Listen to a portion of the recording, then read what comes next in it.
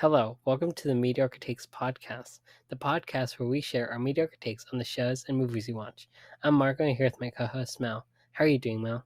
So I'm reading Inuyasha manga for the first time, and I love it so much. Has there been any scenes that were in the show that you've noticed yet? All of it. All of it? What do you All mean? of it. It's literally copy paste. So there's no different scenes you've noticed so far. No. Yeah. But you're But the enjoying it either manga is way. so good. Oh, it's just because I'm a huge Inuyasha fan, so Well, I'm glad you're enjoying it. thank you. It's like the highlight of my days. Anyways, today we're doing a Is It Queer episode. Today we're talking about Nimona. And fun fact, you guys should also check out our YouTube channel because we've started doing this new series this month called the Mediocre Monthly. It's basically this comic book club series where each month we're talking about a different comic. And this month we're actually doing two comics.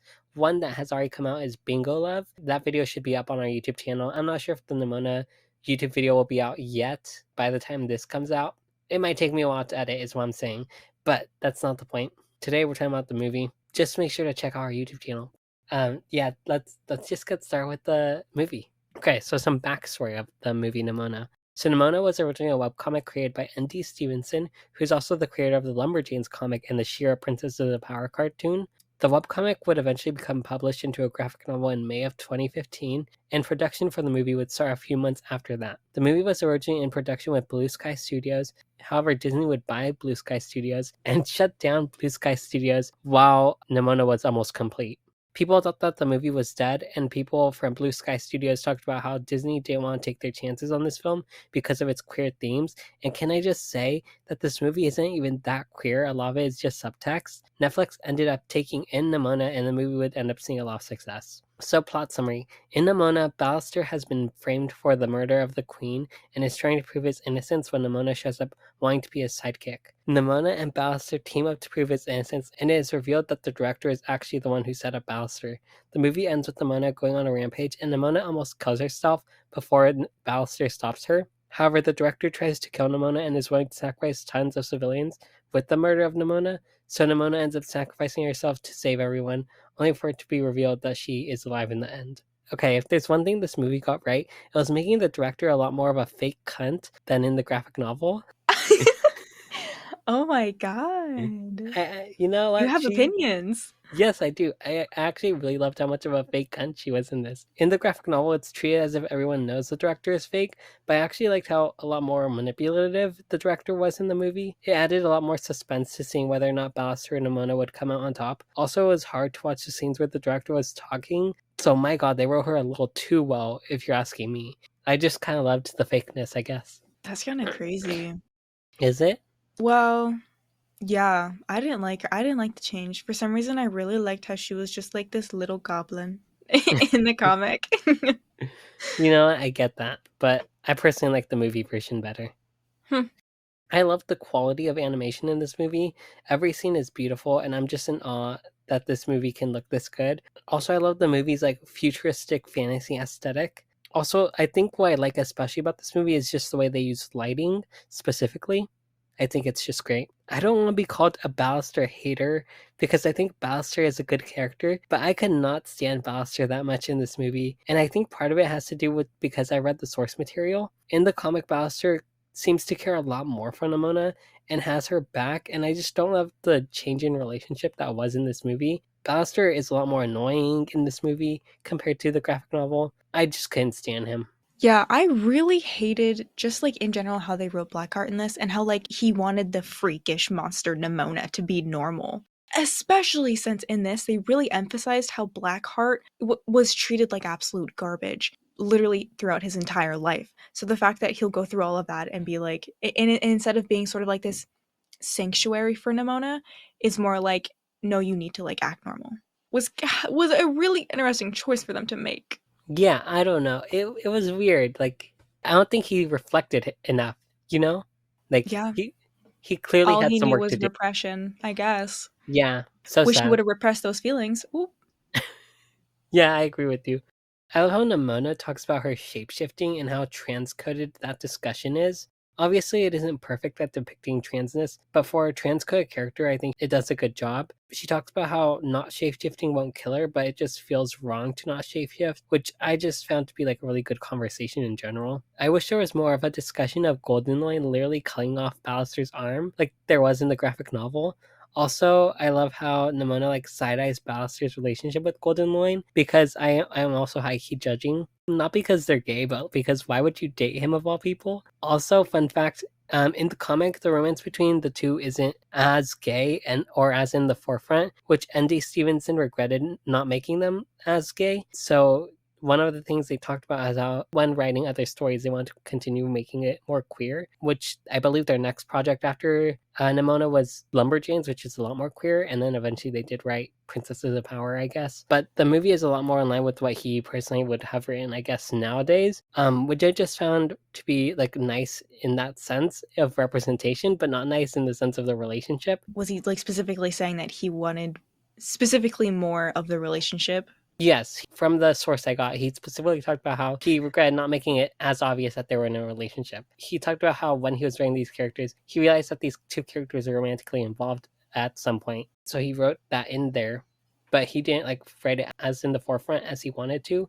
I just find it interesting how this movie is a lot more in line with what the relationship would be nowadays, I guess. But I'm still not the biggest fan of it. I really appreciate the action scenes in this movie. They're all great for the most part. I wish we got to see more of Glora's point of view because her change of heart felt too quick. I guess the peer pressure got to her, but at the same time, she became like really close friends with this person. So the change of heart just didn't make as much sense in my head. Also, I loved Nimona's voice actor in this movie, and that's it. No, I can't have those thoughts. What? What if Glorith and Nimona were girlfriends? Oh my I'm god. sorry. I'm sorry. What if they were girlfriends? That'd be a terrible relationship because, like, she fell into the peer pressure. Yeah, I know. And it'd just be another Golden Loin and Blackheart. Yeah. But they'd be girls. Mal, you can't fall for it. I You need help. know. I have such brain rot I when it know. comes to like the possibility of a lesbian relationship. I'm like, what? Where? I'm kind of realizing it the more I get to know you, you know? It's kind of. I feel like I made it very obvious. Yes, you have. I have made it. I have plastered it everywhere. The fact that you can watch something and be like, those two girls are a little too close. Mel's probably gonna make a comment about that. Yeah, that's. I mean, you hit the nail on the head. I can't really say anything else. Well, that's okay. I love being predictable. So my first note is it just says RuPaul, and I'm gonna make an assumption that this is because one of the narrators in the beginning, like on the news, sounded like RuPaul. It's not him, but I just think it sounded like him, so I just it's just a bullet point and it says RuPaul. I absolutely adore that. Thank you. I wish I finished my thought. No, but I think the fact that you didn't finish your thought makes it even more iconic. I guess. Speaking of voice actors, I did just want to point out that the voice actor for the Queen is Lorraine Toussaint, who was also the voice actor for Shadow Weaver in She-Ra and the Princesses of Power created by N.D. Stevenson. And that is the only comparison I will make to She-Ra and the Princesses of Power. I make much more when we review the comic, but I'm going to stop it there. So like everything feels different from the comic in the worst way possible. I was genuinely angry that they changed it so that it looks like suddenly Blackheart did something bad and Goldenloin was just trying to stop him, and that's how he got his arm cut off. And now the story's about Blackheart proving his innocence and, oh, actually all of this is the director's fault, and Goldenloin had nothing to do with this. So now suddenly Blackheart and Goldenloin's relationship is not as complicated as it was once before, and now it's like a fairly normal gay relationship with very minimal complexities. Really the only hang up in their relationship is the fact that Goldenloin did still cut his arm off.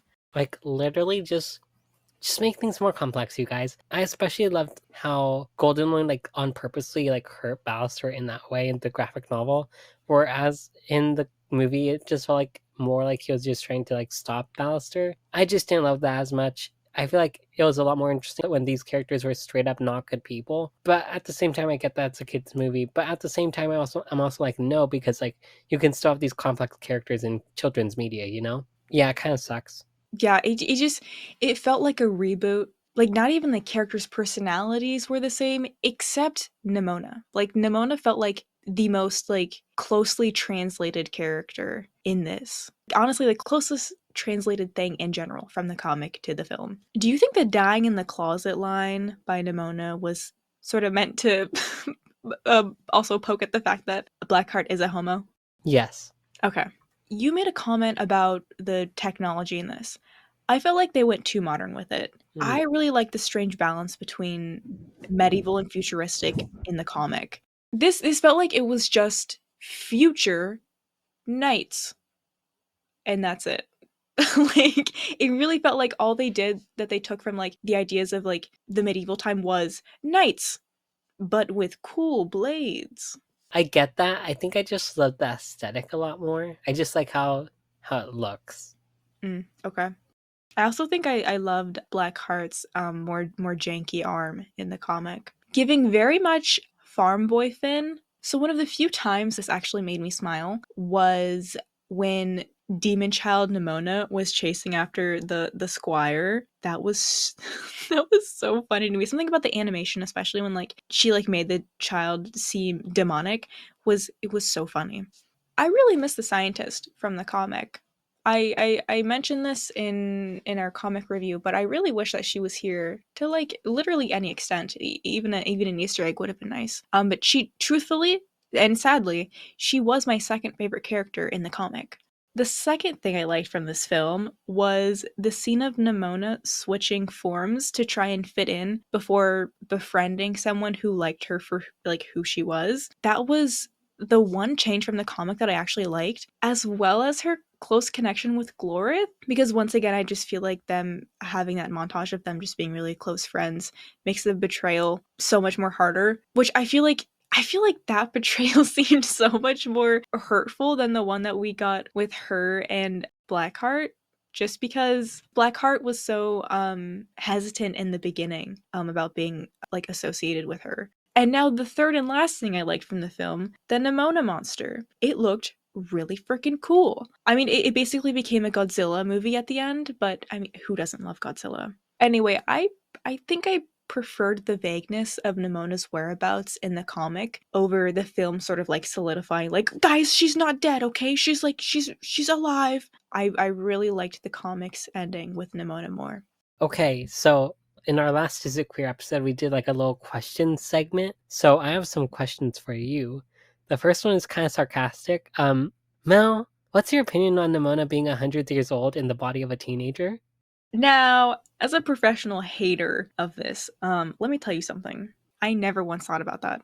Really? Because last time you were the one to first mention it when it happened in like a movie we were watching. So I'm surprised you didn't notice it in this one. I think it's because it's not really something. So when it happens in anime, okay, when it happens in anime, it's a pedophile thing, okay. Yes. When it happens in this, it's like, yeah, she's like 100-something-year-old being, but like she's not being a little ooh woo, ooh woo, ooh woo. like she's taking the form of a teenager, but she's also like, hey, let's kill people, you know? Yeah.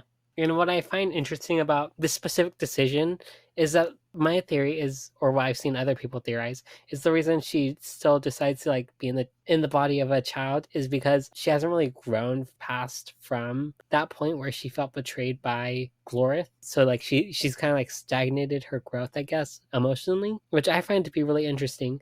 I'm just not a fan of the 1,000-year-old in a body of a teenager either way. Yeah, I didn't even think about that.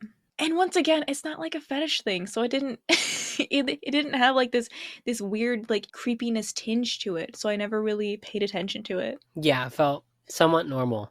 Okay, my next question is, what did you think of Nimona's transcodedness? Do you see Nimona as trans? Okay, disclaimer. Me and Marco. This is me, an outsider, saying, I mean, I would say yes, and I would also say anybody struggling with their identity could see themselves in Nimona. Yeah, I feel like, oh my gosh, I had like such a huge identity crisis in middle school, and I really feel like maybe if I saw a character like Nimona, who was very much like, who cares what I am? I'll be anything, and I love like changing and like being free is, I feel like, what she really exemplifies. But yeah, I would say yeah, yeah, she's coded. Yay! We're not getting canceled. Oh, oh, wait, are there people who think she's not? I feel like it was really obvious. I think it's really obvious, but for straight people, Ugh, for I cis don't want. I people, don't want to talk, Marco. I don't want to talk about them this month. okay. Let's move on from this question then. I know we already talked about this, but how do you feel about the relationship between Nimona and Ballister in the movie compared to the comic? So I prefer the one in the comic, obviously, because Ballister's like a little. He's a bitch baby in this. In the comic, he has his morals and he sticks to them pretty well. The only time he ever breaks his morals is when he's saving Nimona, and in this one, he's just a little bitch baby. He's like, no, no, hide yourself. No, just be normal, please. They're gonna hurt you. And it's like, dude, what the fuck? And I think it doesn't make sense to me that they ooh-wooified everyone, I think. And in this one, they're all just sort of wacky. And I feel like the fact that Ballister had no self-reflection in the film at all was kind of insane to me. And I didn't like the fact that it took a montage of them having a fun time together for him to be like, oh, you're like, you're pretty cool. You're not like a monster or whatever. And it just sort of felt like the betrayal didn't mean much because even at the beginning he was sort of scared of her. So I definitely prefer the comic version. Something you mentioned is you found the characters in the movie to be a lot more wacky, I think is what you said. Yeah. That just reminded me of something that really proves that point is that scene where Goldenloin like starts freaking out in his head about cutting Ballister's arm off. And I don't know, something about that felt really wacky overall and just felt out of character for him compared to the comic version of him. So yeah, this movie definitely is a lot more wackier when it comes to the characters of Nimona compared to the graphic novel, which I also wasn't the biggest fan of. So the last question we ask in every Is It Queer episode is, do you find this movie to be queer, Mel? I do. Very much so. And not just in a gay way, but I also think just in an identity way with just Nimona, the character Nimona. Yeah, I'd say yes, but not in the like gay way as well. I genuinely do not like Ballister and Gwendolyn's relationship, but I find this show to be more queer in its trans themes and just overall fuck the system attitude. I'm not sure if I would have found this movie as queer if it didn't have Nimona as the way she is in the movie. I think having Nimona as a character makes this feel a little bit more sincere than just if it was just like, oh, we have a gay couple, guys. Guys, we have gays. Overall, I think this is a fine movie. The more I think about it, the more I think I'm heading towards liking the graphic novel better. But I still really like this movie. I just feel like I don't really love the characters as much in the movie compared to the graphic novel. But at the same time, I found the overall storytelling of the movie to be a lot more polished and just better overall, and to be better scripted, I guess. But overall, this is a fine movie. I do not approve of Ballister and Goldenline's relationship. I don't know how many times I have to say that, but I'm gonna say it on the rooftops if I have to. If I hadn't read the comics first, I may have thought it was a fine film. I still probably wouldn't have liked it if I didn't read the comic just because men are so disinteresting to me, and there were too many of them in this film. I definitely prefer the storyline from the comic. There were like only two things from the film that I actually liked. Honestly, all this made me want is a limited series about Nimona's adventures because there is so much that you can do with this character and what she represents and what she can represent. It would just be so amazing to see. We got a snippet of that potential for like that exploration in this film with the scene where she's like trying to fit in with the other animals and like changing and stuff. I really like that scene, and honestly it just made me more interested in the character Nimona. So I would say the only similarity between the comic and the film I saw was that I wanted the story called Nimona to focus more on the character Nimona. Well, you know what's gayer than Nimona? The Mediocre Minute, Pride Edition, which is a tiny little micro moment where me and Marco recommend books, comics, music, games, and more for you all to check out on this Pride month of Pride. So I'm going to recommend something neither of us have recommended before. I am recommending a series of art collection books called Classics, but Make It Gay.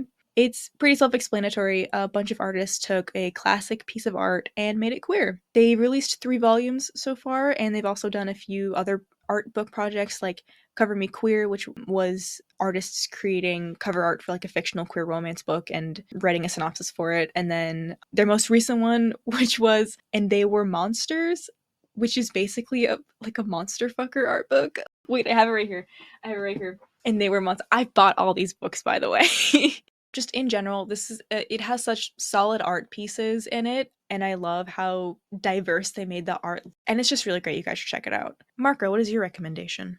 So my recommendation is something that's actually queer because I don't recommend enough queer stuff, but that is We Are Okay by Nina LaCour.